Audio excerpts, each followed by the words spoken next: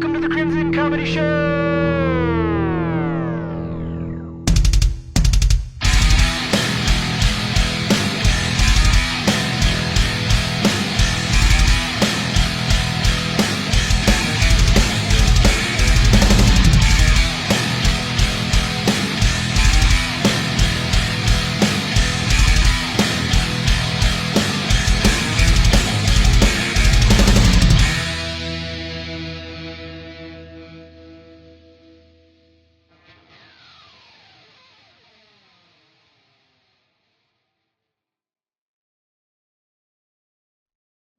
Welcome to the Crimson Comedy Show. I'm your host, Andy. Today we got a very special guest today.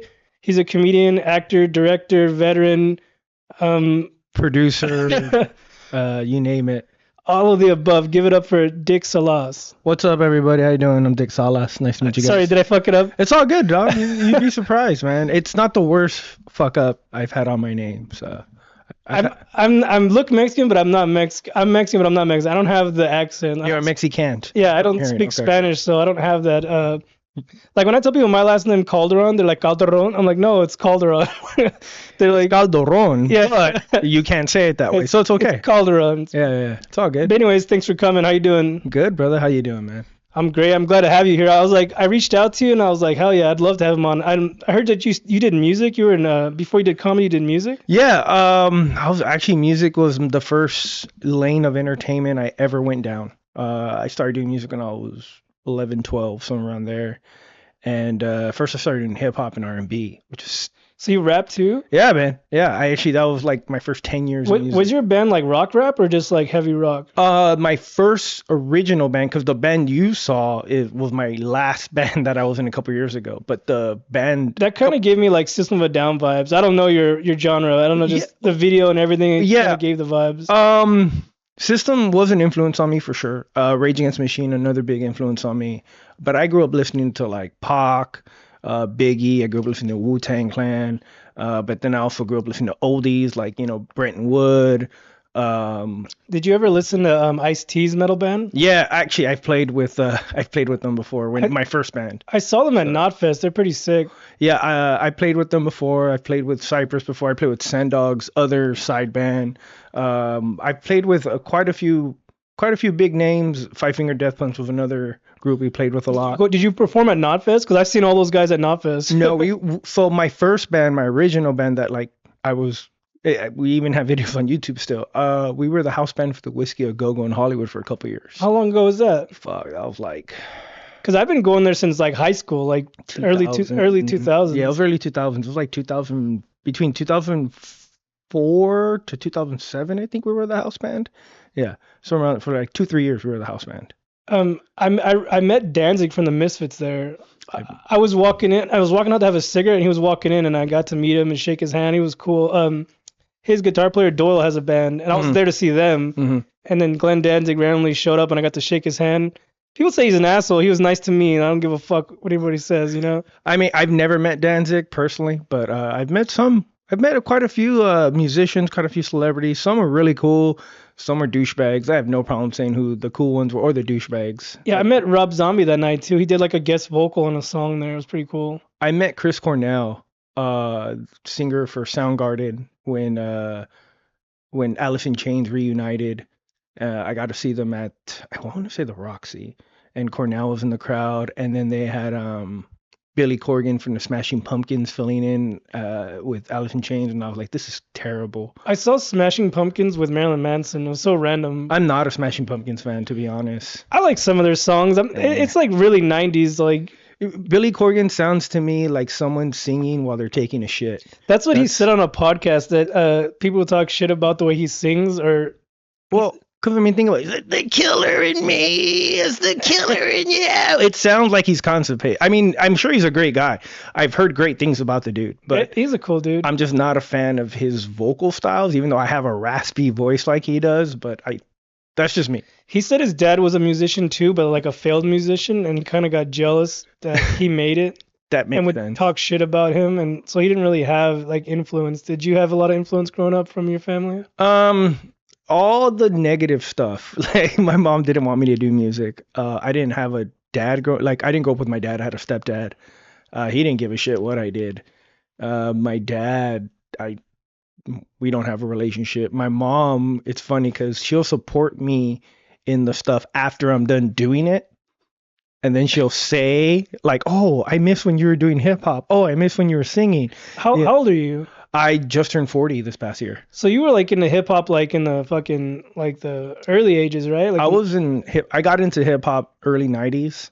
Like that, like I grew up listening to all different types of music growing up. so But did the, you like the breakdancer style hip hop or like I was more into underground. I was more into underground, conscientious style, more into like light mainstream, not really heavy mainstream. Like I remember, like Tumex was a not only was an influence, but I also got to work with him. The Visionaries, J5, Onyx, Bus Driver, like the best beats were in the 90s. Like 90s oh hip hell hop yeah, beats were so sick. Like now oh yeah, everything is so cheesy. Like they actually use instruments to make their beats, like, the keyboards and yeah, whatever. Now everything's just on the computer and synchronized, bullshit. And they used a lot manufactured. of this. They use a lot of samples. Like it's all they fucking do now. Like Well, I mean, not to shit on the 90s, but we used a lot of samples also back no, then. like they use repetitive samples. Like you hear that like chanting "Hey" in the background in Oh like yeah, 20 songs. You yeah, know what I'm yeah, yeah. talking about? I know It's what you're like talking about. Yeah, yeah. I, I, I can't mimic it, but No, I know what you're talking about. I'm not the biggest fan of hip hop today.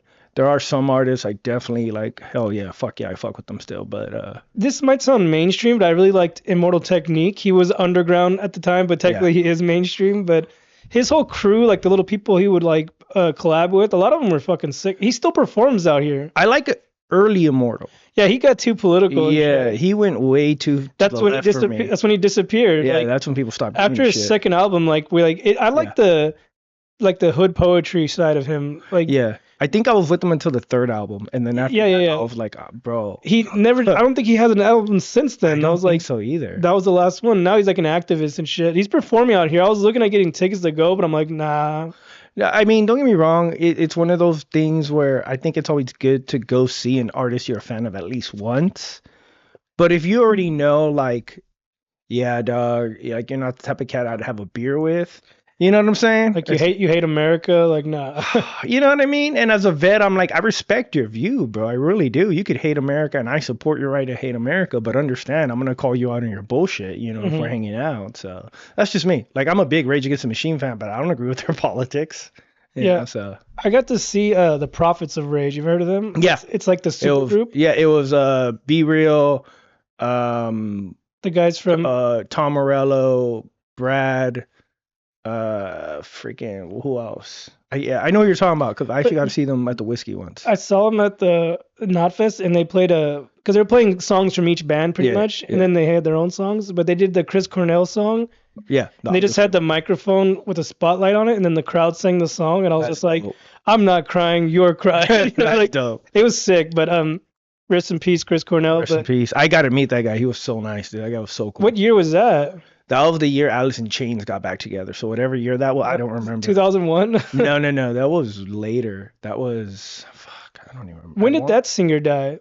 Alice in Chains, because didn't that singer die too? Yeah, no. The original singer died, and then they took a break for a while, and then they came back, and they just they were just showing off their new singer. I don't even know his name, but then Corgan got on stage with them, and he was doing a special guest thing with them. I don't remember. Yeah, they played in Riverside a few years ago with another singer. Yeah, I don't know his name, but he's an African American fellow. Really I cool just guy. I remember seeing flyers and everybody talking about it. I don't remember what he looked like, but Yeah. I mean, he's good. Obviously, he was.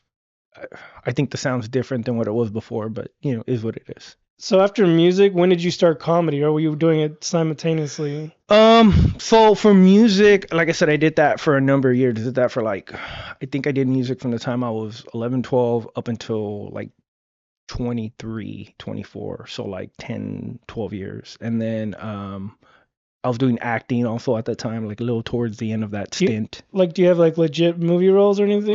First I was in theater. That was my big thing. Like I loved to this day, I still love theater. I did a lot Does of. that help with your stage presence? Oh yeah, theater does definitely, and it helps not just with stage presence, but also helps with like volume control and breathing control, because you have to be loud enough for the people in the back to hear you.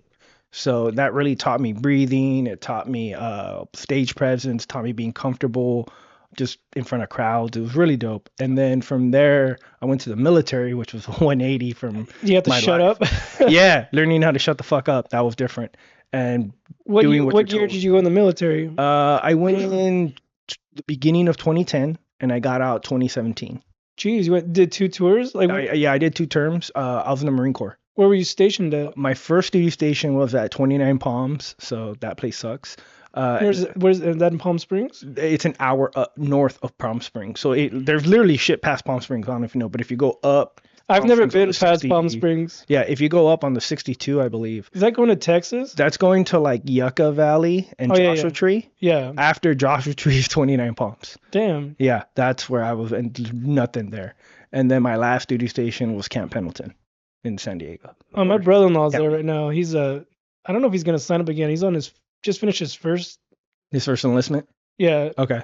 I don't know if he was gonna. He has to just decide like soon if he's gonna stay or not. I don't know if he's gonna stay or not, but Yeah, I stayed. I don't know if I accepted the fact that I stayed, and it was kind of one of those like I kind of got not forced into it, I'd say the second time, but like more like convinced, and then I kind of regretted doing it. But then at the same time, I don't regret my military stuff. what did you do in the military? Like, what job did you have? So I was a 1341 heavy equipment mechanic, so meaning I worked on like construction equipment. Mexican mechanic, whoever heard of that. So that was my job for the first half. The second half, the first half, I was in the office, so that sucked. Do you remember the movie In the Army Now? Yeah, with Pauly Shore and what's his name?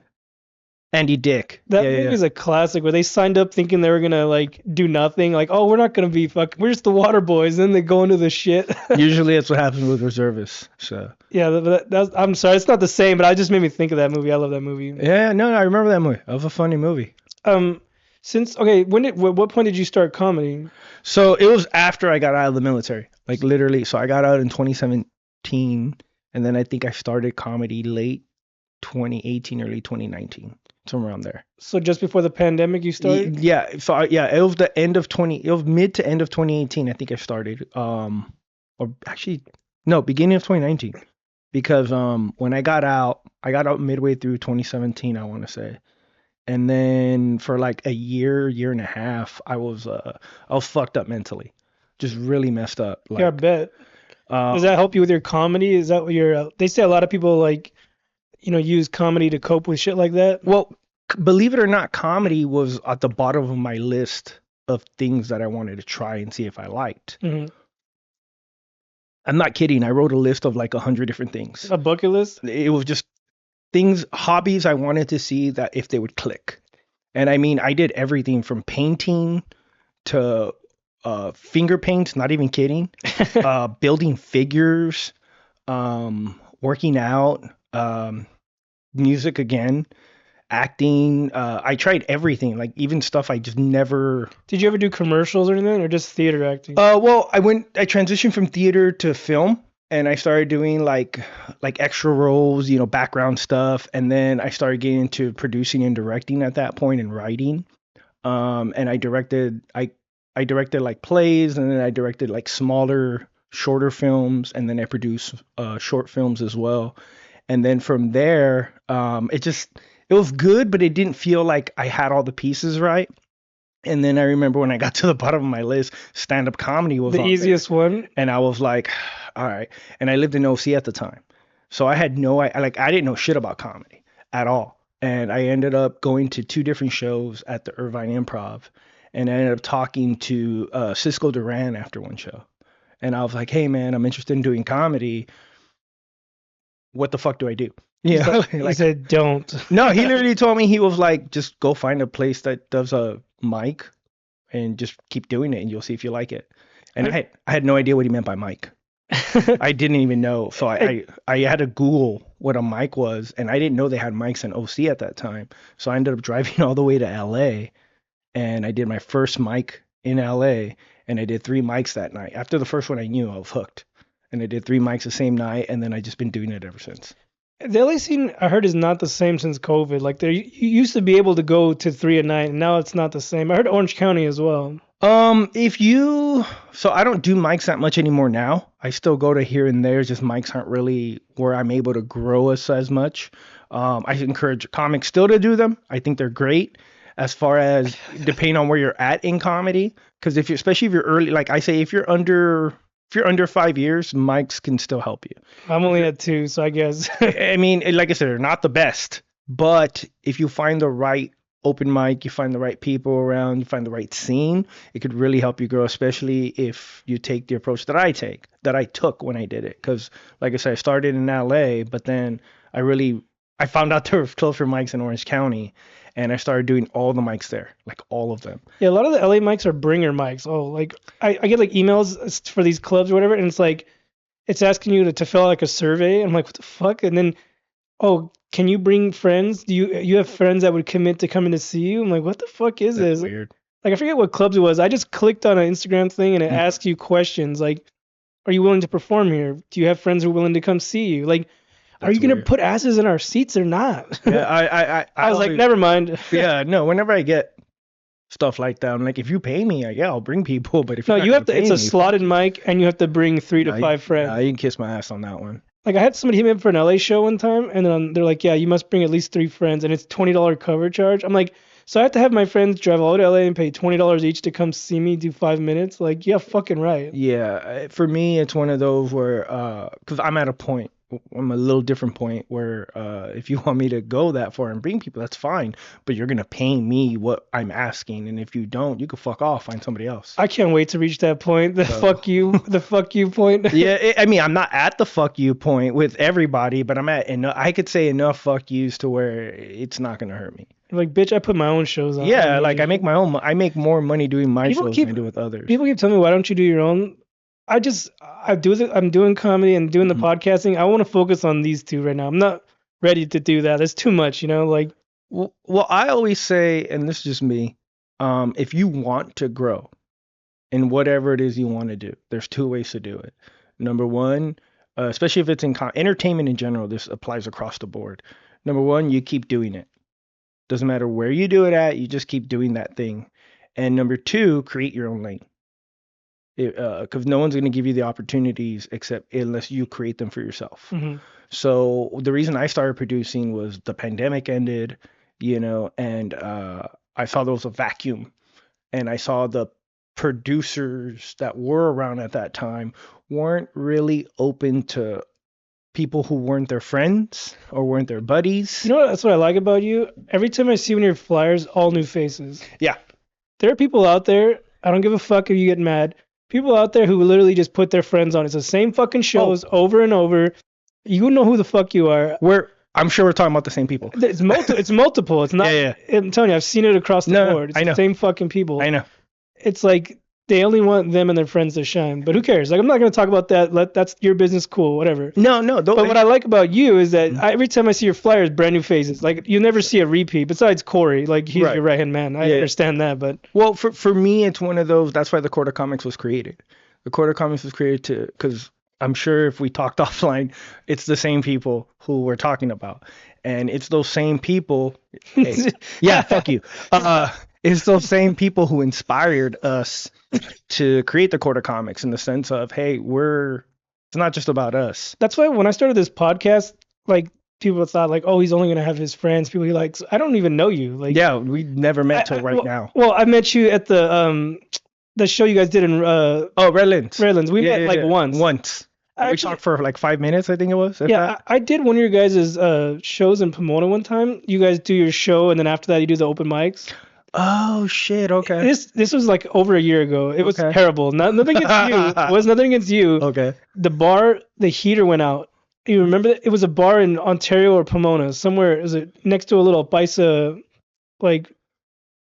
Where the fuck was that? It was. I don't remember. It was in Ontario or Pomona. I don't know. I went to one of those shows. It had to be Ontario. Oh, Willie Barcena was there. Oh, I know which fire. Oh, I know Firewater. Yeah, that's what you're fucking talking about. The air conditioning was out. Yeah, in the middle of the fucking summer. Yeah. That was actually the first time I met Willie. Also. Yeah, so I went there, right, and I didn't know you guys did the after mic. I was there to watch Caesar or something. Someone else was on your shows. Yeah. Caesar Reynosa. I went to support, and then you guys are like, oh, stick around, we're gonna do a mic after. I was like, fuck it, might as well. But by the time that I got up, it was so fucking hot in there. And then they had the doors open because there was no fucking air conditioning. Yeah.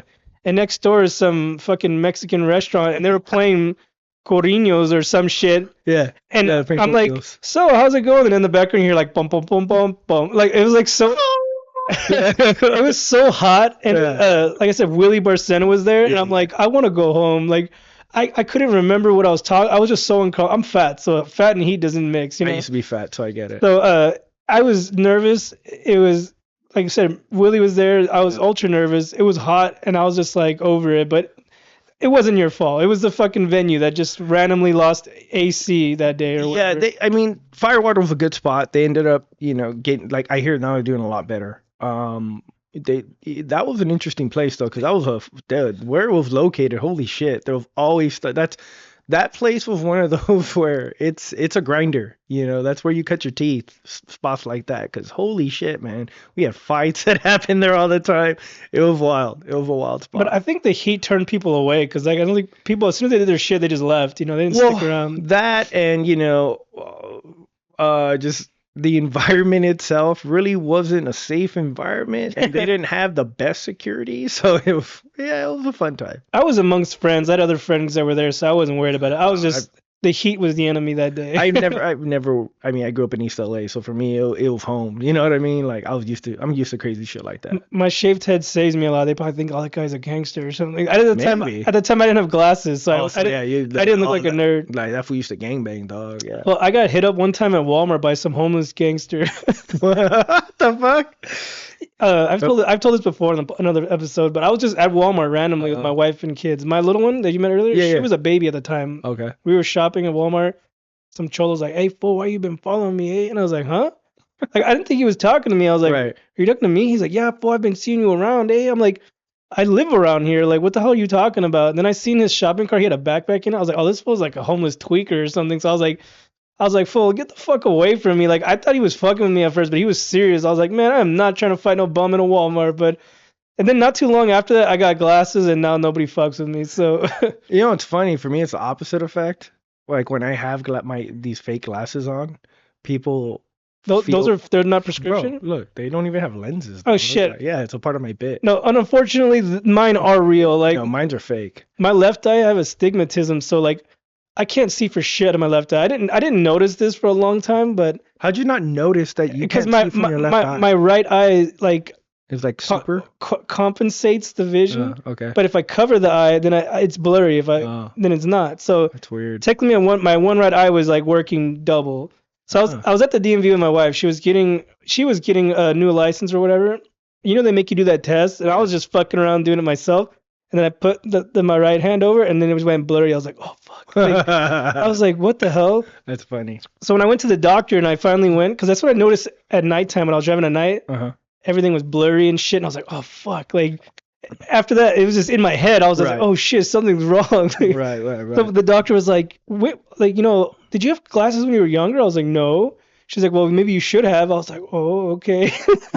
I'd never go to the doctors. Unless I'm like dying, ill or something like that. We're Mexican. We don't go to the fucking doctors. Of course. And then I had to pick out these glasses, and I was like, fuck, man. Like they were all like dorky, nerdy ones. And then I was like, fuck it, I'm just gonna go for these ones because they fit my nose right, And right. And then I guess apparently it looks like the nerd emoji, so it's not. So it fits you perfect. There you go. But yeah, so yeah, my left eye's fucked. I'm supposed to take these back because I got them about 6 months ago, or maybe a little bit longer. But these aren't the full prescriptions. I have to go. They start you out low, and then you have to go back, and I'm sure I'm due for it again. So. Oh, okay, I didn't know that. But yeah, I could see better at night now. I can drive safe. Well, that's good. I thought I was just tired all the time, like when I was driving, like at night, like I'm just fucking tired. But yeah. I get that. So you wear? What's your reason why you wear them? So I wear them so people feel like they can talk to me. I didn't even notice they didn't have lenses. Dude, most people don't. It's because the glare off of this, the frame, it kind of makes it looks like the glare from the glasses, but it's just the frame. So to fuck with people, I'll sometimes wear some that actually have a clear lens on them. And for the first couple of years that I did this, because it was a social experiment how it started out. And then I just transitioned it into comedy. Hey, what's the word I'm looking for? You're and then people misculture somebody when they wear like a Japanese kimono or something, and they're like, Oh, cultural appropriation. "You're Whatever that culture shit. appropriating glasses right I now." don't give a fuck. I All am right. offended. I'm glad. I hope I. Matter of fact, everyone who wears glasses, fuck you. I just right now, perfect vision, bitch. I'm kidding. They look good. I like them. They look just like mine, but I'm just fucking with you. No, But no, I wear them like I said. It started off as a social experiment. It started off because I was living in OC at the time, and when I don't have my glasses on, it's like, oh shit, he looks like a cholo, and I'm like, how'd you know I used to gangbang fool? But then I put them on, and it's like now you feel safe. It's so weird. I feel like a cholo going to court when I have glasses on. Right? I feel like I sell gangbanger insurance when I have them on, so it's crazy. I wanted to make a skit about that. Like, you know how people wear high socks? Hmm. I wanted to make a skit where the fool hits you up for your high socks. Like, oh no, these are just my therapeutic socks. My doctor says that it's better for my circulation. I literally do have therapeutic socks because I have knee problems. Like, I was in a car accident a while back, Okay. fucked up one of my knees, and it helps with it's like compression stockings. Oh, okay. But it helps. It's better than a knee brace because knee braces are fucking bulky and Right. my knees active once in a while, and I'll Uh-huh. just put them on. But I wanted to make a skit where I was wearing compression stockings and get hit up for wearing high socks. But in reality, Funny. I just haven't had anybody to do it yet. But I want to do more skits. But like a lot of fools, they only do skits with their friends. But I was asking you if you want to do a skit. Maybe we'll work on some like I'm that. down. I'm down. I'm down to do skits with I anybody. look like your before and after, like you before your weight loss. How much did you used to weigh? So I weighed 280. I'm like 260 right now. Yeah, I was a little bit bigger than you. I was just a bit bigger, and yeah, that was fun. I lost like 40 to 50 pounds. I was a lot bigger when I started comedy. So I ended up losing because I ended up dropping down to 180. Yeah, I lost 170, and then right now I'm back. I'm at 185. What'd you do to lose weight? I just stopped eating like shit and working out. That's literally what it was. I would look at food and be like, should I eat this? That's No? what it's. Okay. How do you do that at comedy shows when everything's like beer, soda, junk food? Well, at the time when I lost the weight, I wasn't doing comedy still. But now that I'm doing comedy, it's not just so at shows, that's like my cheat day. Every other day that I'm not doing shows, that's when I'm trying to eat better. Even if it's a show day, like before I go to the show, I'll make sure to eat something that's healthy because I know that when I get to the show, You have 3 I'm probably beers. gonna have some beers and or drinks, and I'm probably gonna eat some shitty fucking food of some type, unless it's a really great place. How many venues do you guys have? Like you guys rotate out? So at one point we had 8 venues. Jeez. Now we're down to 3 just because it's more manageable. But we always alternate. It's one of those establishing relationships, making Which sure. one's your favorite right now? My favorite venue that we have currently is probably Hangar 24 in Redlands. I love that place. When I went to go watch you guys about a month ago, that room is amazing. It's beautiful. Yeah. I love the backdrop. Like, Mm-hmm. do they have like live bands and stuff Yeah, in there? they have live bands. Because it looks perfect for music, but especially Yeah. for comedy. Oh, it works great for comedy. I want to get a photo in the background with the American flag. Mhm. America, fuck yeah. Oh yeah, But- fuck yeah. My friends were there that night. I was trying to snap photos, but I didn't want to get in the crowd's way. But it's a perfect, like, if you had a legit photographer taking Yeah. photos, it'd be a perfect fucking.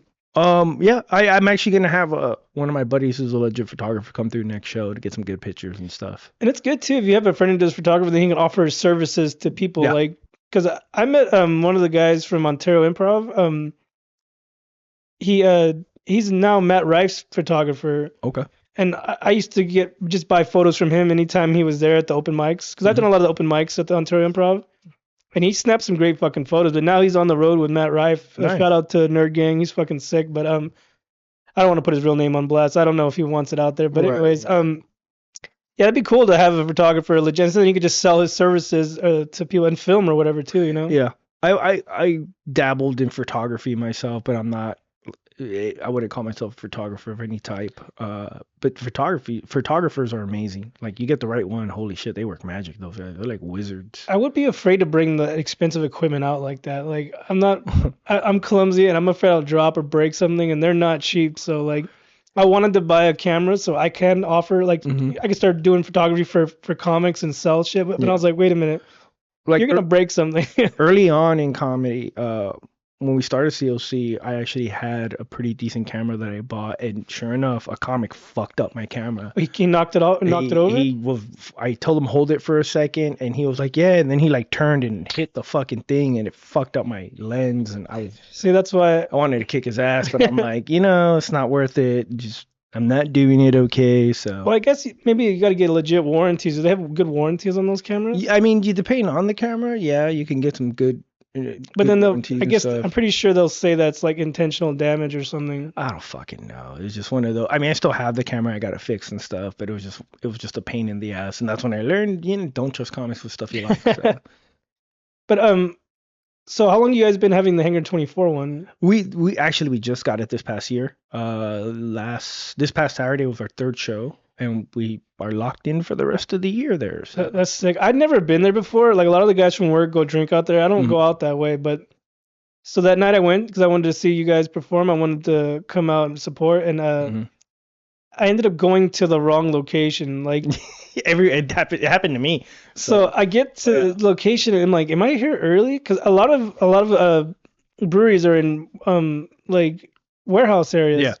So I pull up to this warehouse and there's like some places on break out front, and I'm like, am I in the right spot? Like I was gonna get in my car and they're just all staring at me, and I was like, I don't think I'm in the right spot. And I tried calling my friend Ant and he didn't answer. So I was like, fuck. So and I looked up again and there was a second location like 15 minutes away, and I was like, fuck. Like that same show, that same thing happened to me in court.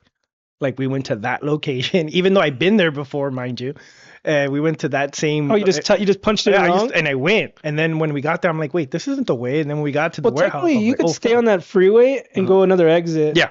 But see, from here on the way home, the drive home, I'm not gonna name the spot, but there's another direction. I literally could have took one freeway straight shot there. From here. Yeah. I figured it out now. Trust me. So. But when I went there, I went to 3 different freeways and all this traffic, and I ended up at the wrong spot. And then I was like, I had to take the streets to get to where I had to go to, and I was like, fuck, I barely made it to that show, but it was legit. I like that spot. It's a beautiful brewery. I like that brewery. It's so much fun. Did we have another great spot in Rancho right here? Is that the wine spot? Yeah, Wine Now. Such a good spot. I've never been there. I was trying to look it up, but I was like, I thought it was the other winery. There's a winery on Baseline. So no, this one's literally in Haven City Market. Like it's in the Haven City Market parking lot. It's adjacent to it. Oh, okay. Yeah, it's the only spot there that doesn't have a sign out front that says it. They used to do comedy shows in the Haven City Market. Yeah, I don't know. Like outside. That was also that ran it. Carlos also Roberto. He was a homie.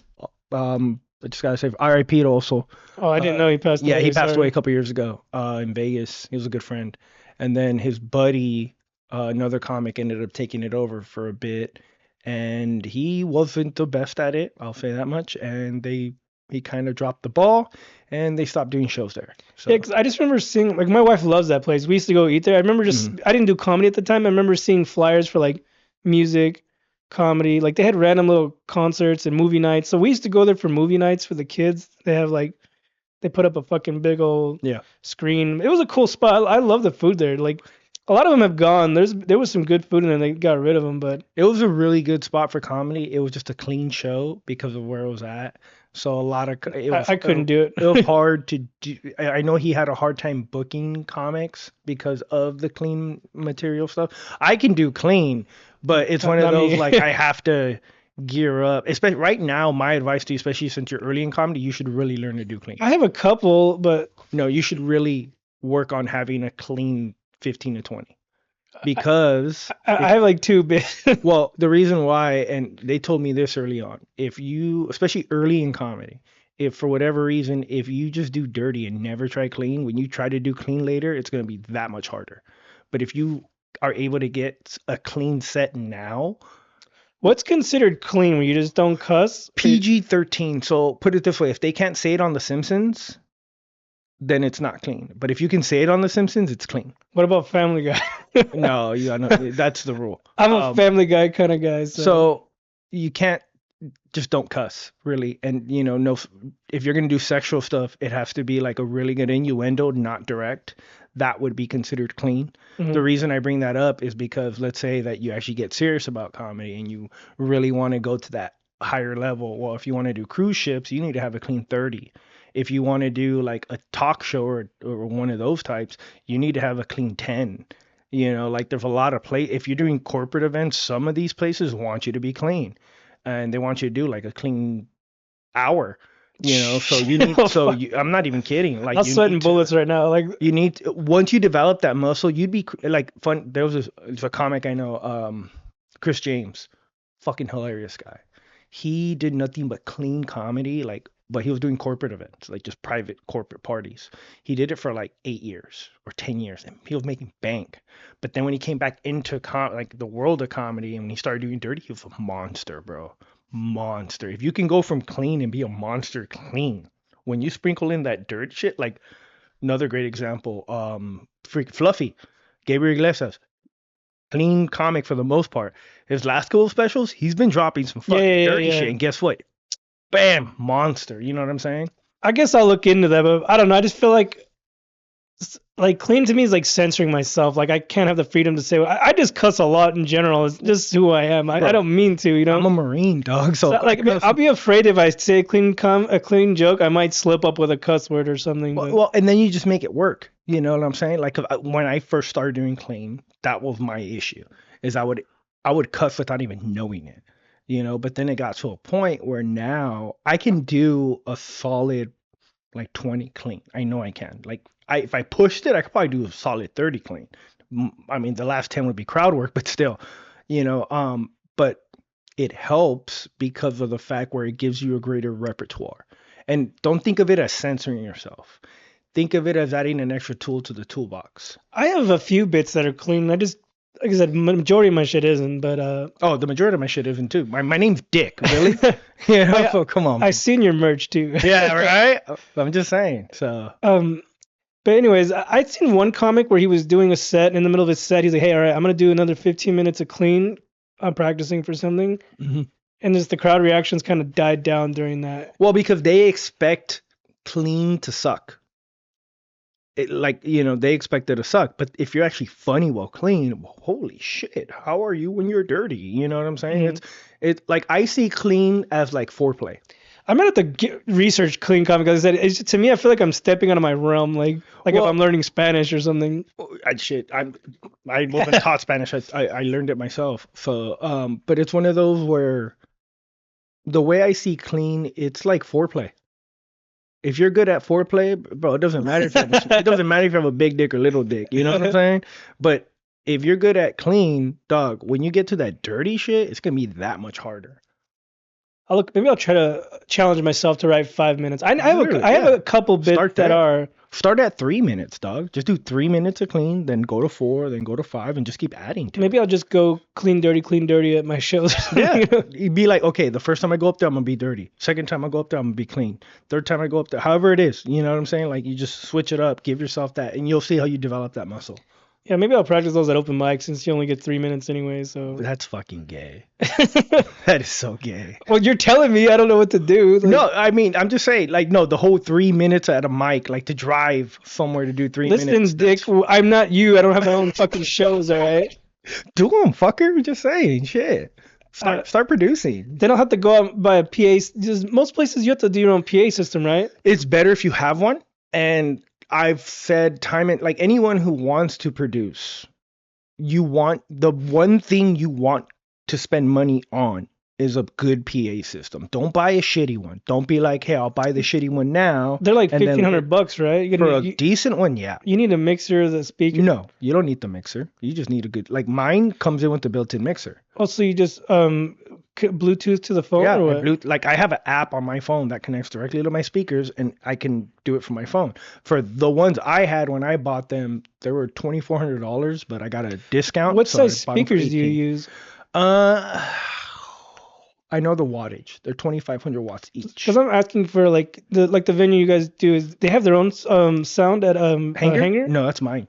So like I said, you would need a big enough, because it's a big room. Do you have two speakers or well, one? for that one, no, because mine's 25. Each speaker is 2,500 watts each. So I just need one for that room. Mm-hmm. When we were doing the Derby in Pomona, it's 420 seats. That's when I used both of mine, mm-hmm. because it's loud enough for that.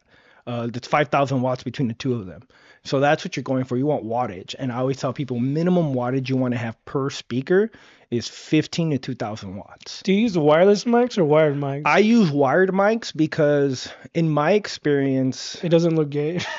well, no, in my experience, you get a better sound Yeah. from wired mics than you do from wired mics than you do from wireless. Like when I was a vocalist in my band, I liked having wireless mics because I was able to run around, but I noticed it affected the sound. Mm-hmm. So when I did wired, I wasn't able to run around as much, but the sound was so much crisper, so much better. Yeah. So it just depends on what you're trying to go for. You know, I prefer wired. It just it feels the sound sounds better. You're able to control it more, and yeah, it limits your range. But as a comic, you're not going into the crowd. I mean, unless that's your shtick. Yeah. But no. you know, as a singer, that was my thing. I would go into the crowd and I would join the pit and I would, you know, do all that shit. And then like Gigi Allen, go beat somebody up. well, not. I mean, I wouldn't piss on them or something, but yeah, you know, shit like that. Have you seen that female version of Gigi Allen? There's a girl. She's like in a band. I remember her name in a What is she, band. like a scat singer or what? They're like a grind punk band, but like she would like throw her tampons in That's the fucking like. gross. I swear to Christ, if someone ever I threw told a you tampon- she's like a female. Like telling you, she'd be like bleeding, and then she'd like rub it in her side. She's like a female Gigi Allen. Like I'm telling you, she's. We call them sucias. You know, that's what we call. That's a perra right there. I'll find it later, but the band was actually pretty good. But besides that, like I'm telling you, she would come on stage with a strap on. I told you it was like a female Gigi Allen. Right, like right, I don't remember the band. This was years ago. They're probably not together anymore. But this Who bitch was knows? nuts. She'd like crowd surf and people would just be fucking grabbing on her, and she had like a fucking big old fake wiener on. Of course she did. Of course she did.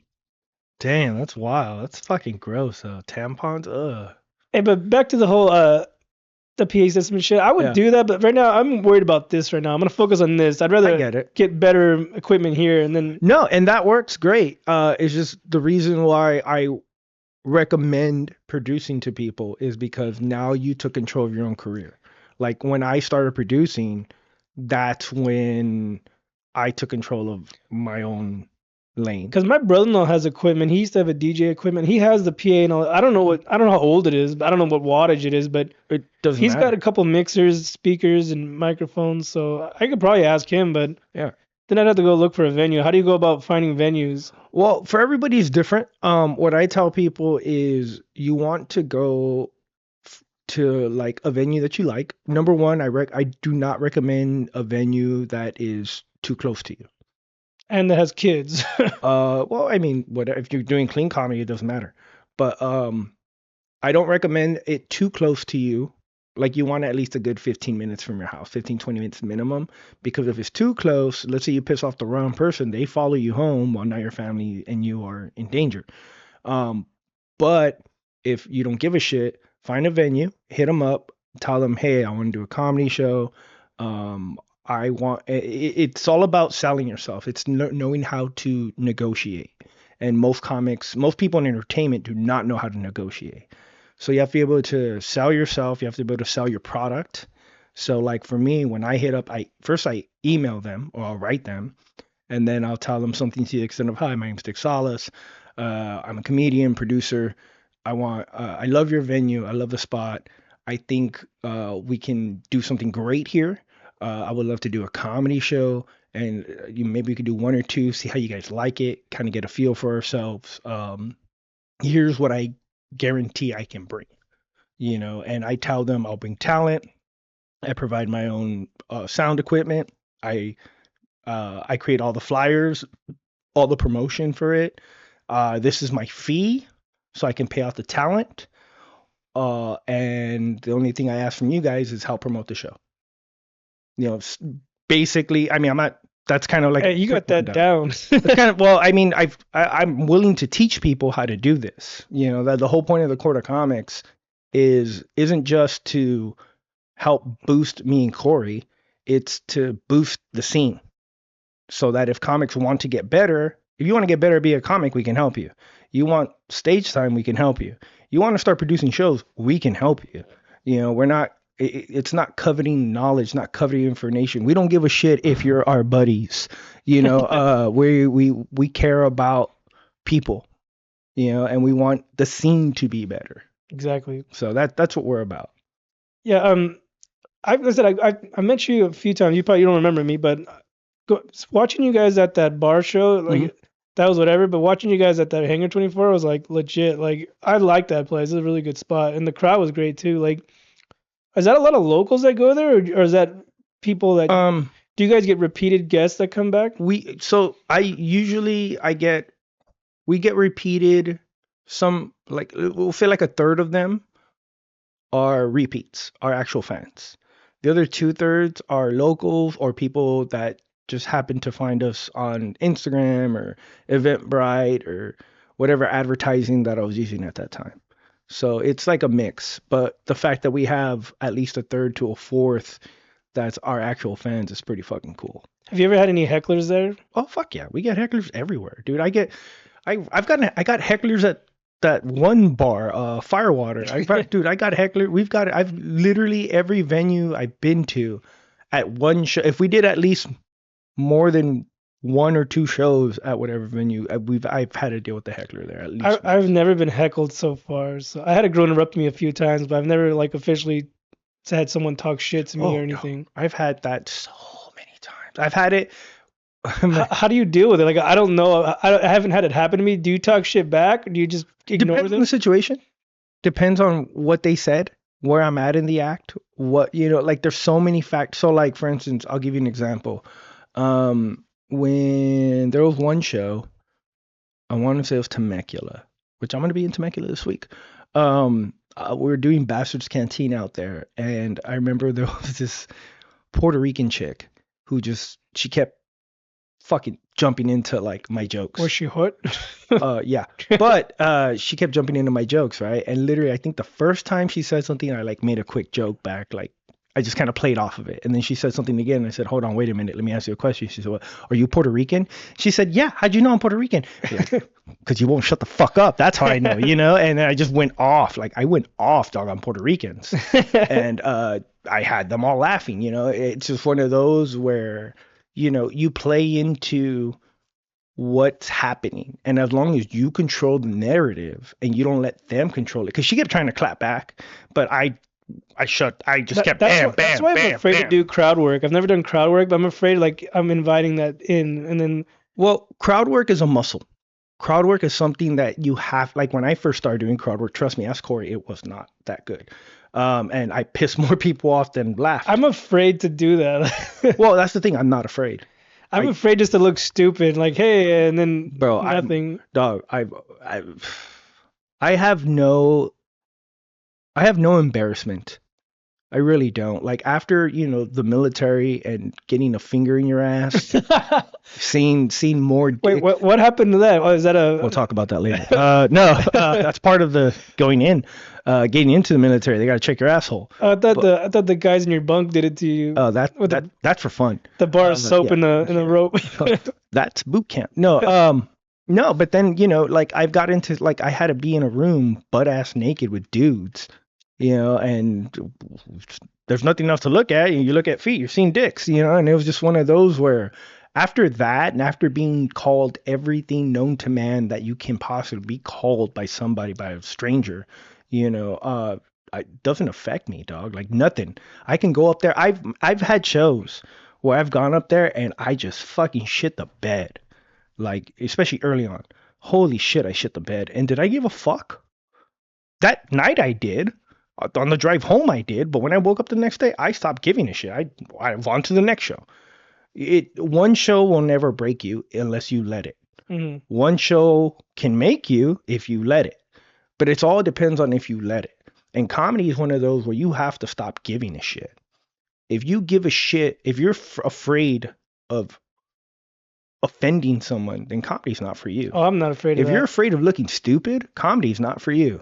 Maybe. Like you got to work on that because guess what? As comedians, we're gonna look fucking retarded sometimes. Well, part of the reason why I've never done crowd work is that I do a lot of open mics. Hmm. I've booked shows, but I don't get a lot of time. So if I say I had 15 minutes, then maybe I'd have more time to try. But like if I'm only doing 7 to 10 or only 3, then like I'm not gonna waste my time doing crowd work. See, Maybe I should try. yeah, I'm the type where, especially like early on, where I was doing 3 minute, 5 minute sets, 7 minute sets, 10 minute sets. I would do half my time would be doing jokes, the other half crowd work. That's what I did. I'm not saying that's the formula you should follow or anyone I should do want to follow. step into crowd work just because I'm really good at talking to people, so I'm not afraid to talk to them. I'm just like I said, I've just never done it. Like I haven't put my toes in the water, like Well, I think crowd work is a necessary part of comedy as far as, especially now in today's connecting with the comedy. crowd. Well, not just that, but you have guys like Matt Rife Yeah, that's all they who do. that's their shtick. And that's what's trending in comedy right now is crowd work. Especially like if you see a lot of the clips that a lot of the bigger comics post, it's just nothing but crowd work clips. There's a reason we all do that they do that. Like I'm starting to transition less from bits and putting more crowd work stuff when I do online for several reasons, but the main reason is I don't want people to steal my bits. Crowd work doesn't fucking matter if you copy it, Well, So, as long as you have it filmed and then they try to pull that shit, you have your receipts. bro, even then, comedy, there's no union. I know literally like 7 other comics who do my glasses joke. I know, What's your glass? I have a glasses joke. Pretty sure it's not the same. I don't know. No, trust me, it's not. I remember you did your joke where you said something where you show that it's fake Yeah, or I something. show them that it's fake. But No. the whole bit that I did where now you feel safe, now you don't, that's like a part of my shtick. That's a bit. And I know I know a handful of other comics. Matter of fact, I've had people send me other comics bits that are just exactly like mine. I mean, verbatim. Well, mine's like a 30-second bit about my glasses. I'm not gonna say the whole thing, but I'm like, I have a question. Like, are you supposed to keep your glasses on or off during sex? And then I take mine off. Like, I take mine off, so I have an excuse not to find the clit. Oh, So that's I'm funny. like, sorry, baby, my eyes aren't what they used to be. I take them off, but that's a part of it. There's another Right. part that I'm not Right. gonna say, No, I get it. but I just thought that was because I said my vision Right. really is fucked. So I'm like, sorry, baby, You my eyes aren't what they used to be. You could even add to it, be like the reason my right eye is better than my left because when I would eat her out, she'd squirt and get me right here, and it started to burn. So now it's like, hello. I just it's a short bit. It's a short bit that I used to lead into another one because I honestly don't really have much about it. It's just a quick like 30-second bit, but yeah, I tried thinking about more, but I've only had glasses for a year now, so I don't really have much perspective on it, I guess. Well, for me, like I said, this is how you grow. Is you just try different things out. Crowd work. I know comics who've been doing comedy for twice as long as I have. 3 times as long, and they suck at crowd work. Then I know comics who've been doing it as long as I have or more, and I they're think amazing. if I ever get a heckler, I'll use that opportunity to do crowd work to try to shit on him or something. Well, my advice is you want to have that. You want to have that tool in your toolbox when you don't need it. When you're doing crowd work, do you look in the audience and see who you want to talk? Like you see some funny looking character, and you're like, all right, this guy right here. Sometimes, but They write themselves up. sometimes, usually, what I'll do is I do crowd work typically based on 3 different things. The first one, how I'm feeling that night. If I feel like I want to fuck with the crowd because I see they're being rowdy and I need to shut them down because they're being talkative or whatever, then yeah, I'm going in for crowd work. That's the worst. Number 2, if a fan or a friend comes up to me before the show and be like, "Hey, don't talk about me. I'm fucking doing crowd work and talking about them." That's number 2. And number 3 is if I'm on stage and I'm just naturally flowing and doing stuff and whatnot, and then people start jumping into my jokes or whatever, then that's the other way I go into it, And then I actually fourth, I do have crowd work bits, like setups for crowd work stuff where I get them engaged, but I'm controlling the narrative. That's the entire key to crowd work is controlling the narrative. You're the one who's picture the crowd is the choir and you're the conductor. You're the one that tells them when to fucking talk and when not. Once you get to that point, it's easy. Have you ever had anyone like get in your face or anything like that? Yeah, I've had people. I had 2 guys try to attack me, like try to kick my ass. Not even kidding. And this was before Will Smith did his whole slapping Chris Rock thing. Was it during a crowd work bit or a regular bit? The first time it was in Lancaster. I'll never forget that one. Was it a chick that started a dude. It's always a girl that's drunk and then her man tries to protect her or something. So at this one, it was a table. It was a dude, his chick, and another dude. I think they're his homie or whatever, right? And I was just doing this was like when I was doing early crowd work, and I kind of just started doing pot shots at people. And this motherfucker during the whole show was talking shit to the other comics, like that table, but that guy in particular. And so I knew when I was going up, I'm like, I'm gonna go after that fool because I know that he's gonna come at me, right? So I went up there and I started just hitting jokes, and then he tried to get in, and I just started bam, bam, going in on him. And the joke that pissed him off was he had a he had a tattoo on his face, and it was LA, right? Like the game. And I remember I said something to the extent of like I didn't know that the lame was out here in Lancaster, but it makes sense. It's Lancaster. So he got all pissed off and he was in the back of the venue and he started coming his way towards me. You saw that tattoo from that far away? Oh, no. Well, at first, because when I saw him up front. Oh, okay. But then he was out back. He went to the back and he was talking shit the whole way. Right. And then and then I said that joke when he was at the back of the venue because I told this girl that. And then he started coming towards me and I saw the look on his face. Like he was just ready. And when he got about as far as the door is from me. And I was on stage and I went, wait. And I put my hand out. I said, wait. And I looked at this girl and I was like, I remember you saying earlier how he eats your ass out. And, I don't want to get pink eye. And no, and she was like, yeah, why? And I looked at him and I'm like, you need to stop letting him go in so deep because that shit's starting to affect his brain. And he fucking lost it. And his homie lost it. And then that's when I won the back You over. should have been like, he's a bit nutty. I said he kind of smells shitty from here. But, it was just one of those where I won him that over. And then the second time was an OC. And a comic brought this friend of his over. And that dude was just... That friend, he was not a comic. He was just being an asshole the whole fucking show, dog. And it got to a point that when I'm on stage, he literally stands up from the seat, walks towards me, and he puts his hand on me. Like, grabs That's when my you do shirt. the Spartan kick. No, he grabbed my shirt, and I look at the host of the venue, right? And I look at the bartender, and I'm looking at all the comics. And they're just standing there watching? The couple crowd in the arena. They're just standing. I'm like, if you don't get this guy off me, if you don't get him away from me right now. So you take the mic and bash him in the head. I looked at him then. I'm going to whoop this guy's ass so hard that you won't even need the hospital. You're just going to have to call the morgue at this point. I mean, it was a white boy, and then they ended up letting me go. And you should have bopped him on the head with a mic. I didn't want to do that because I was establishing myself still in the scene, and I don't mind defending myself. That's not the problem.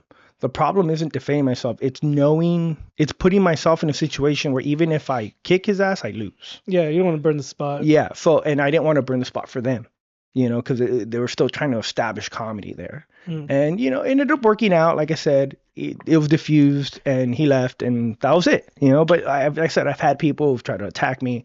I've had people who just wouldn't shut the fuck up. Matter of fact, I filmed a special recently. With Mas Locos, and there was a guy there who just the whole fucking time, bro, he would not shut the fuck up. I made it work. Don't get me wrong. I made it fucking work, but I was so pissed off after. That's what sucks is that comedy brings the drunks because it's like encouraged to get drunk. Well, I mean, the more you drink, the funnier we typically are, but if you can't hold your alcohol, that's not our fault. That's why I don't like drinking with certain people because I don't like dealing with rowdy people like that. They just get beer balls and shit, but I almost got in a fight at a Felipe Esparza show way back in the day. Before I even started comedy, it was like 10 years ago.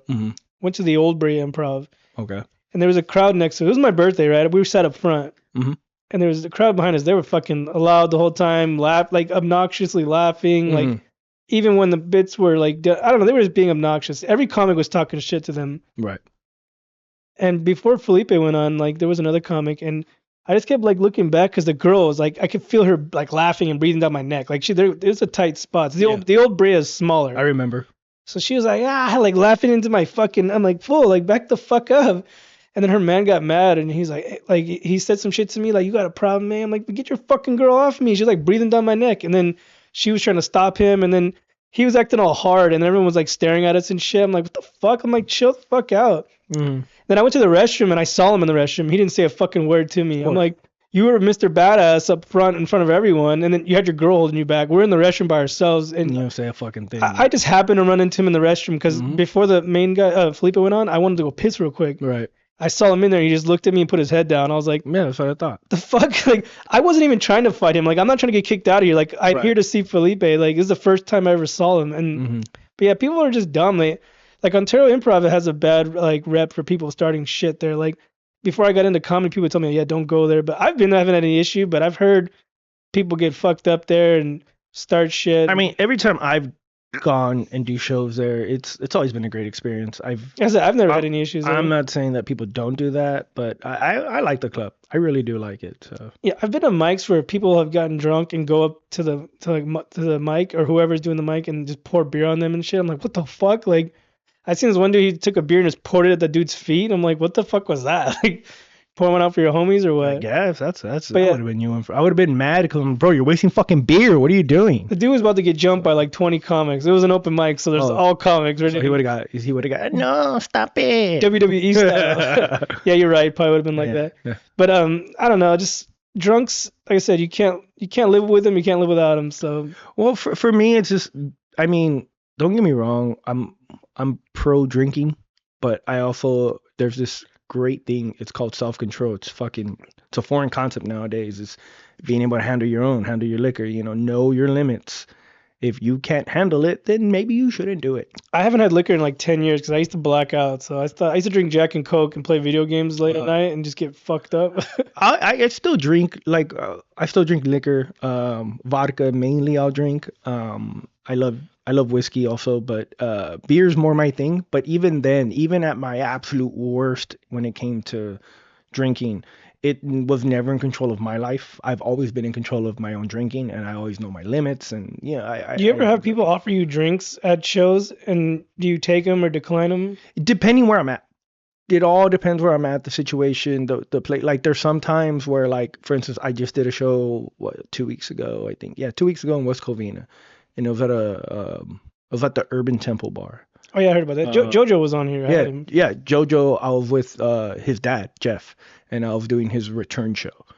And they gave us shots that night. But I saw they were giving comic shots. So before I was going on stage, I went to them. I said, "Hey, if you're gonna give me a shot," because they were giving everyone a certain type of alcohol I don't drink, because that's when I get Tequila. exactly. That brings out the Mexican.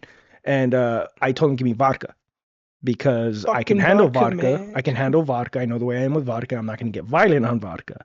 And they gave me that and it was cool. But I took it from them because I saw it went from the bartender to the waiter and then the waiter brought it straight up. Now, if it's just some random guy who's just coming out of nowhere and giving me, I'll be like, I'll pretend to drink it. I'll pretend and then I'll just put it on stage and then I'll drink my beer. And then after I'll go to the bartender or whatever, be like, "Hey, can I get a fresh one? Because I think somebody did something to this." Just because, and not because I don't trust people, but you just got to watch out. You never know. Trust me, I had talked about this before. We were at a show, me and a friend, and some dude was like sat next to us and acting weird, and then he started talking about like roofing people's drinks, and then he was hitting on my friend, asking us if we were gay, and we are like, nah, like What the fuck? I've told this story before. It got Jeffrey Dahmer style in here, but I'm not gonna repeat the story. But yeah, this motherfucker was weird, and he kept talking about that. So I was like, nah, like I don't. I've had people offer me drinks at shows, like, "Oh, let me buy you a beer, let me do this and that," and I've never accepted it. But Well, if you want to buy me a drink, I'll go with you and I will accept the drink from the bartender directly. Then yeah, that's cool. But if you're going to if you come up to me with a drink, here, try this. yeah, I'm just like, wait, unless I know you, like if you're a buddy, a comic that I know and we're friends, whatever, or even a fan that I know and we're friends, cool, yeah. But if I don't know you, bruh, you know what I'm saying? I'm not trying to be a dick, hello, but Yeah, this guy what I'm talking about was being a fucking weirdo. So I had an experience, not that I got roofied, but when I was in Hollywood, a friend of mine got roofied by a famous celebrity. And this celebrity is known to roofie people. It's not Cosby. is it Ari? No, he's not a comic. He's a porn star, or was a porn star. I already know it's Ron Jeremy. Exactly, it was him. And he roofied a friend of mine. Allegedly, we're not gonna. No, he roofied a friend of mine. Well, yeah, well, guy, he's like rotting away. Yeah, like, he's all fucked up. But at the time he did roofie her, and we oh, saw. it was a guy. I thought it was a guy you were talking about. No. Ron Jeremy roofied a female friend of mine. You know what's crazy is that he does that shit. Like, you just go to work if you want that. What the hell? Yeah, like I said, he roofied her, and then he was trying to take her home with him, and we were like, "Fuck you," and we ended up, taking her home, making sure she was safe and all that. I had a friend. She had ran into him at a metal show or something. Like she was like a goth chick, and she was like, he was hitting on them, being creepy and weird. Yeah. And he's an old dude. I'm like, is it not enough for you? Like, don't you get tired of it? Like, you literally can just hit up a set right now and go get some right now. Like, Well, I mean, think about it. Sex. There's like some mental illness in that or something like. Well, for him, I'm only speculating. I don't know the guy. I had like a fucking 2-minute conversation, half of it was me talking shit to him. But sex can be an addiction. They're sex addicts for a reason. Well, especially when you're like that big, like he's famous in that industry and then in Hollywood, and then like he just thinks, hey, I want you, like I can, he's a prince of Dubai or some shit. Yeah, like it's just here's my dick, suck it, and that's not how life works. Swipe or no swiping. That's just being greedy, man. Like if someone asked me to come on a set and you could be with these hot chicks, I'd be like, okay, and then like that'd be enough for me. I wouldn't have to like, leave and then like let me go find some more, like. Right. What an asshole. But anyways, fuck that guy. What was I talking about before that? Yeah. For roofing. We don't want to talk about that. But yeah, like I said, I've had people buy me drinks or offer to buy me drinks. I've always declined. And well, I accept them, like I said, but just based on those parameters that I gave you. Mm-hmm. If it's one of those where people are like, I've even had people give me bottles just that were like completely sealed and everything. I'll take them. People give me weed. I accept weed. That's fine. I've had a comic on stage buy me a beer one time. I had a comic on stage hit on me on stage. So chick? It was a dude. Oh, that was out of this world, man. He's a funny guy. But yeah, he hit on me on stage. It was at an open mic. It was so weird. He was trying to fuck me. I was at a show and every comic was doing crowd work, and I was going back and forth with him, and like I played along, and I guess the dude liked me, and he's like, let me get this guy a beer. So I was like, all right, cool. Like, no, I'll never forget this dude. I won't say his name, but he literally hit on me at the show. I probably know him. More than like he's out of the LA scene. At the time I had a girl I was dating, and she was sitting right next to me when this dude's hitting on me the whole time. He's like, she could watch. Yeah, I'm not even kidding, dude. It got really like, even some of the other comics were like, what the fuck is happening here? I've had other comics do the same thing. Like, I'm not gonna name names, but like, got to meet him. Like, oh, you're cool. Like, we're getting along, and then start acting weird and DMing weird shit. And then I'm like, I ask friends, like, is this guy gay? And then like, well, I don't know. And then continue on. And then I had to come up with the conclusion myself. This motherfucker's gay and being weird. And then eventually he did enough weird shit to a bunch of people where people just stopped fucking with him, and now he's disappeared. So, I don't care if you're gay or whatever. I'm not gay. Right. Cool for you, but just don't fuck with me, I mean, don't get me wrong. I have friends, we're comics, so I have friends who are trans, who are gay, lesbian, whatever the fuck other shit there is. And I have the same mentality. I don't care what it is, as long as we can respect each other and respect our boundaries, we're cool, bro. I've joked about some of the gayest shit ever. Doesn't mean that that's what I'm about. You know what I'm saying? So, like I said, I have plenty of gay friends and shit like that. I don't care what you do with your life, but I just like, do I come off gay? Like, how do these? I've had a few times where people like hit on me. I'm like, do they just go around trying anyone? I'm like me. I'm like, do I come off gay? I don't know. It's so weird. Maybe it's my glasses. Or like, look at his cute glasses. Well, I think for me, it bites me in the ass because I'm a Marine. I say all Marines are at least a quarter gay. So, and then they're like, well, how much of a quarter? And I'm like, that's 25 cents, bitch. Did you ever go to TJ when you were stationed in San Diego? I went to TJ as a kid. So for me, TJ. You guys never partied down there when you were down? We weren't allowed to go down there. Oh, we weren't allowed. Once the cartel thing really started ramping up. Oh yeah, okay, yeah. So like from 2010 for me, that's when I went in, and they stopped letting us go over there. I want to say like 2006, 2007. Yeah, because they would like kidnap you guys, right, or vice versa. Yeah, and then just Marines get in trouble and cause international incidents. You're like gotta call someone to come get you guys. So they just banned all of us from going. Yeah, because I forget Ron White. He said that he was stationed down there and he would go to TJ, and then he's talking about he used to hook up with hookers down there, and he's like. And then later on, I found out like a high percentage of them were lady boys, and he's like, "Fuck, I might have gotten my dick sucked by a dude." I mean, like I said, I've been in TJ enough as a kid where I already kind of saw that, and then a lot of my family that's the way they lost their virginity.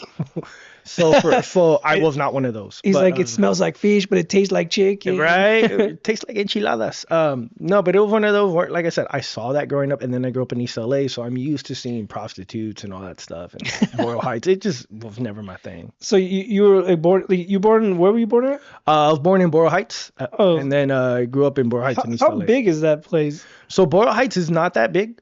Everyone considers East LA, Boyle Heights, and Boyle Heights, East LA, they're two separate cities. What's Paramount? Is that East LA? Paramount is further. That's further out. That's like There's so many sections of LA. I just think of LA, LA. so there's Boyle Heights, and then to the right of it there's downtown LA, and then to the left of it is Lincoln Heights, and then you have City Terrace, and then you have East LA. No, hold on. City Terrace, East LA, and then you have El Sereno. There's all these It's little huge. small adjacent cities that are surrounded around Boyle Heights and East LA. East LA is bigger than Boyle Heights, but it's not that big. You know, it's a part of LA County. It's LA County itself is a whole different beast. Have you ever met Felipe? We met one time. He was cool. I got nothing bad to say about it. I've met a lot of the big Latino comics. I've gotten to meet quite a few of them, I know that all of them except for one know who I am. So, but I know that much, and That's cool. So I'm friends with the majority. Like I'm friends with people who are friends with them. So it's that's always nice when people are talking about you. Yeah, good or Felipe bad. was the first comic I ever seen live. I've seen him like 3 times. He's pretty funny. I don't even remember. Oh, I think the first comic I ever saw live, was probably Carlos Mencia. It's probably Mencia. I almost saw him at the Improv, but then he canceled last minute. So I think it was Mencia. I'm not 100% on who was the first. I know he was one of the first I ever saw. I don't know if he was the exact first, because I've seen some. And then now that since I've been in comedy, I've got to perform with a lot of, big names, a lot of the Latino kings of comedy. I performed with all of them except for one. One of them's retired now. He like lives in Tennessee or something. The guy, Yeah. he has like that cowboy accent. That's Alex. He lives in another kind of like Nashville or something. I think so. He's the only one I haven't performed with, but I performed with the rest of them. So that was fun. Who's your favorite comic to see live? Oh, that's known or unknown? Known. Okay, let's see, because that's two different people for me. Known comic that I love seeing live. Ooh, I'm probably going to say, oh man, there's all these names running through my mind. I would have to say either it's a tie between two. Number one would either be fuck.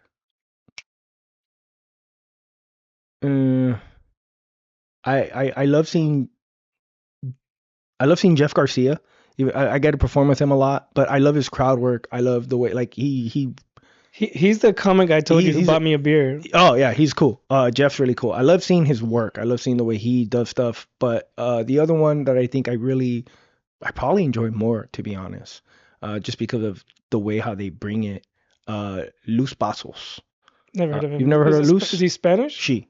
She's HBO specials and whatnot. She's awesome.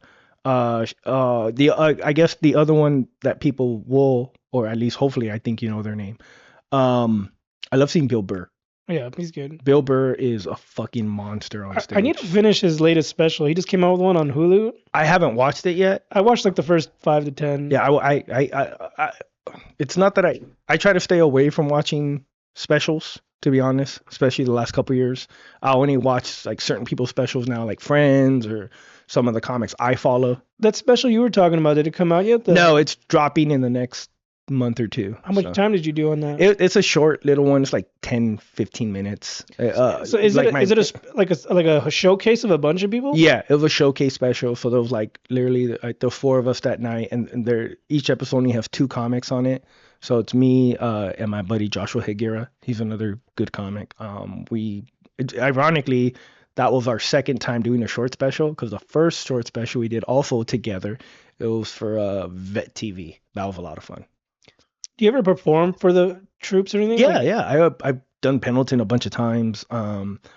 It's funny going back to where I was stationed at and doing. Did you have a lot of bits for that, like when you go to those? Yes and no.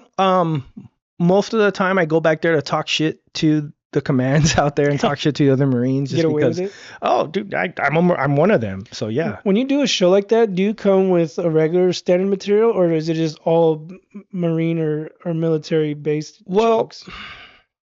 it depends, because I'm sure crowd work would be easy there. For me, it is. I don't know if it'd be easy That's for what I'm everybody saying for else. you, Yeah, because yeah, for me, yeah, for me, it's easy as shit because I'm one of them. So, and that was where I sweated in the same dirt, bled in the same dirt they have. So it's easier for me to connect with them there.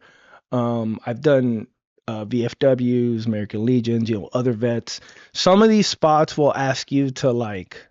Most of them don't give a shit. They just say, "Hey, be funny." We don't give a fuck. Some, when you go to some bases, some commands are a little more uptight, and they'll be like, "We don't want you to say certain things," and I'll be like, "Okay, what don't you want me to say?" And they'll literally give you a list of shit not oh to say. fuck. So I remember one time I went there and I had a list of things I couldn't joke about, and I went through that list of things I couldn't joke So you about. just talked about all And of I it. talked shit about all of that. And I talked shit about the command. It was funny. I didn't get invited back, but I didn't care. It was it's just one of those where it's for me. I've gotten, like I said, I've gotten to a point where I just don't care. I respect boundaries. Don't get me wrong. I respect them as far as like, if you're gonna hire me for a job, understand who you're hiring. And if you're gonna tell me not to joke about something, 9 out of 10 times I'm gonna joke about that.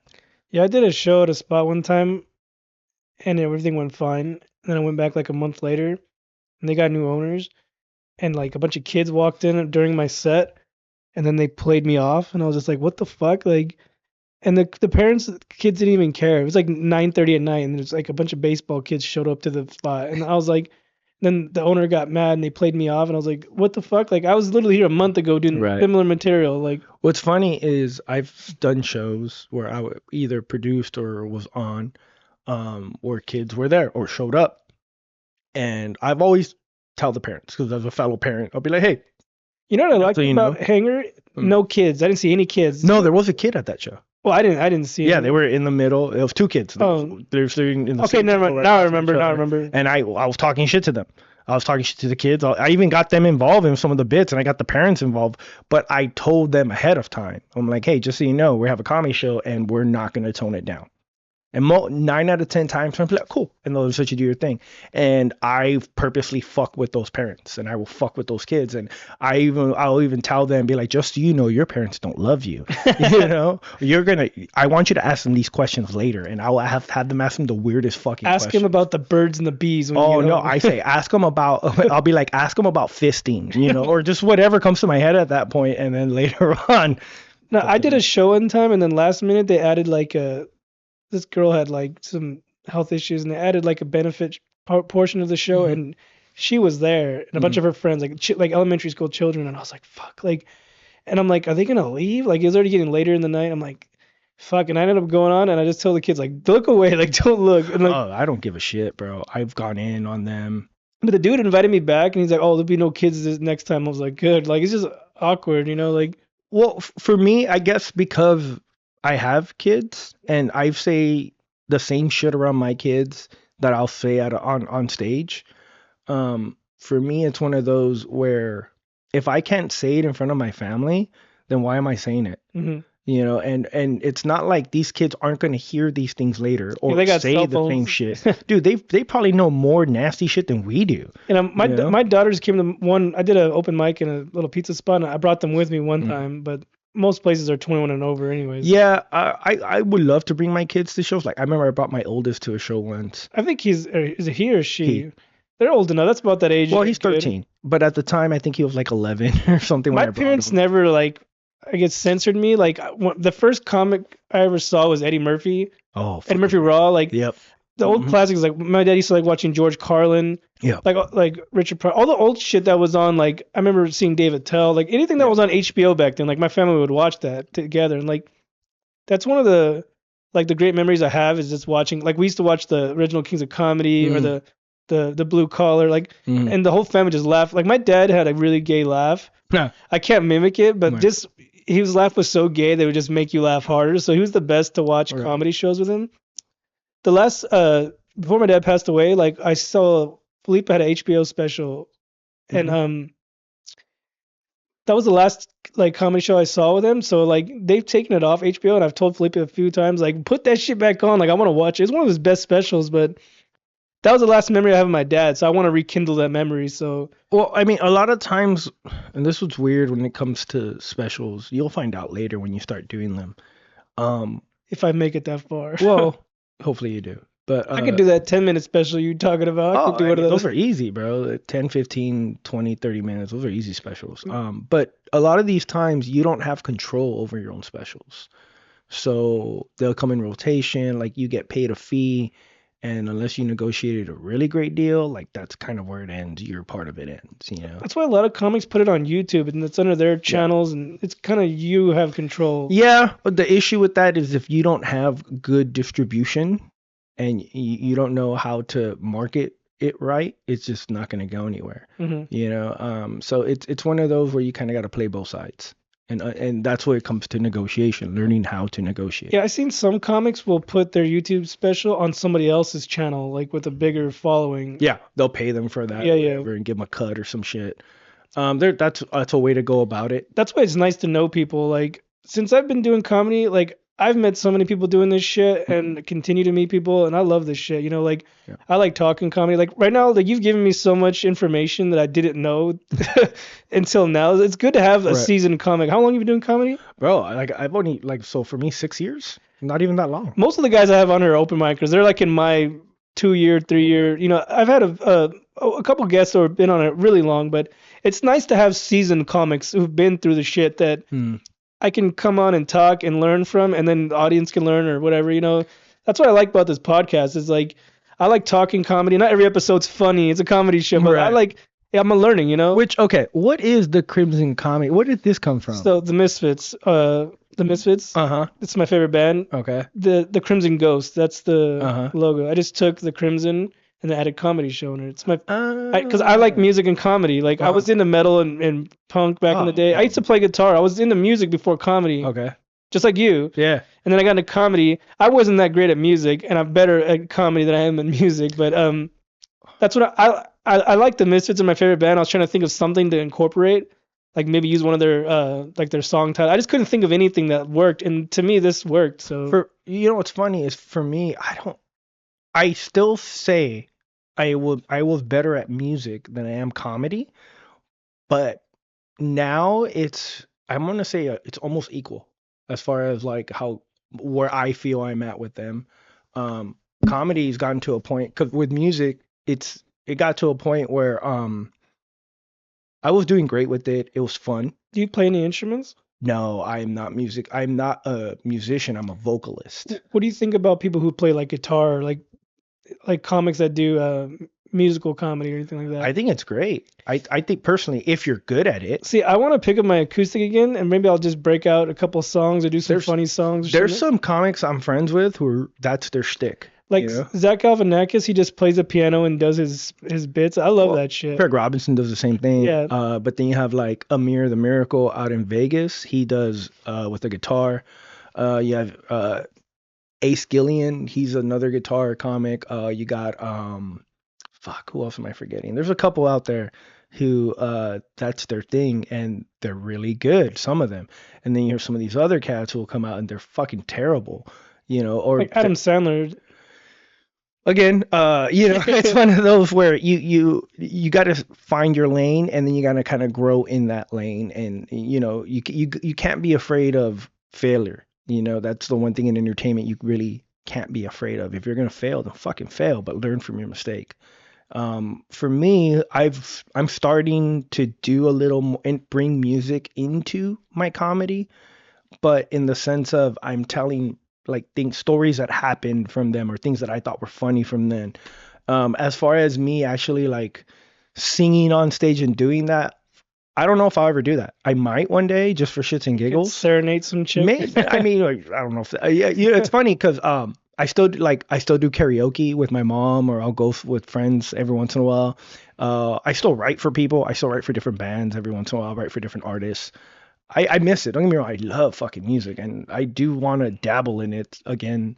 But I would never go back to it the way how I used to, unless I was in full control of it. That's the only way I would do it, and I don't see that happening. So Well, you lived an extraordinary life. You've done a lot in your life, but you're an inspiration. Everything you're telling me, I'm like, hell yeah. Like I said, Dude. I was into music. Now I'm into comedy. I feel like the same. You know, like you're way more seasoned and experienced than I ever was. But it's nice to hear all this shit. But is there anything you want to promote before we wrap this up? Yeah, actually, you know what? I got some when is this dropping? Just so I know. Probably tomorrow. Okay, cool. So I got some shows I wanted to plug real quick, and I'm just gonna look at my phone just so I get them right.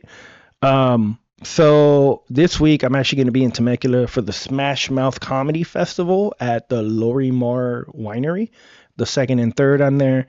The 11th I'm in Lancaster. 11th and 12th I'm in Lancaster. The 11th I'm at Bravery Brewery. The 12th I'm doing a car show. It's always fun, a veterans car show. And the 12th at night, I'm going to be in White Now at Ranch Cucamonga. 13th, I'm at Mike Drop San Diego. 26th, I'm back at Hangar 24 Redlands with a whole new lineup. Be there. And then the 28th, I'm in Costa Mesa in OC. So all my dates are online. You could see in there. And do you have a website or anything? Yeah, dicksalas.com. You could check it out. It has all my ticket stuff and my Instagram. What about your merch? My merch also, you could I don't have the link to order it yet, but it will be up sometime this week. So hopefully when you guys see it, the link will already be up. If not, you could DM me. I have thongs and shirts. They say I love Dick. And then I also have one to say not your typical veteran. I'm getting more sizes in. I have sweaters. Yeah, good times. Fun stuff. I sell merch too. I have, for the podcast and my own thing. And some people will be like, hey, you got a 4X or a 5X? Like, nah, like, you're going to have to bring that to me, but I can get it done. But so, no, I have, I think, up to 3X right now or 4X.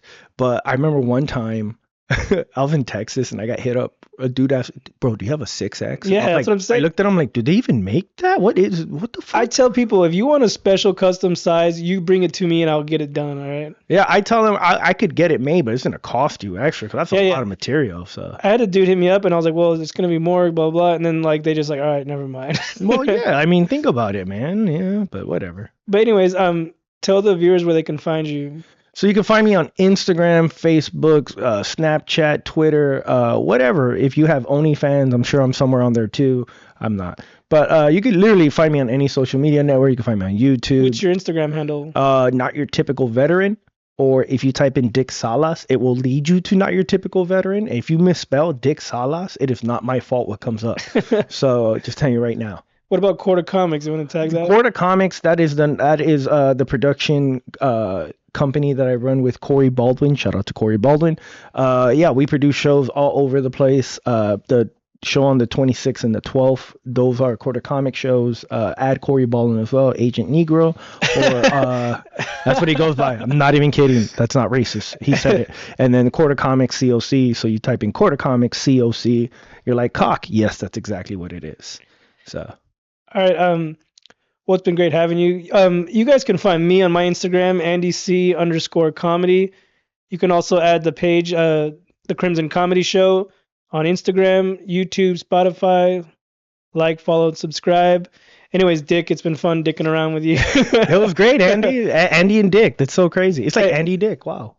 But, like I said, I'd love to have you back. We could talk more about comedy. It's time to wrap this up. I'm down, brother. Anytime you want me. It's been great having you. Shout out to the vets, the troops, America, baby. Rah. All right, good night, guys. Good night.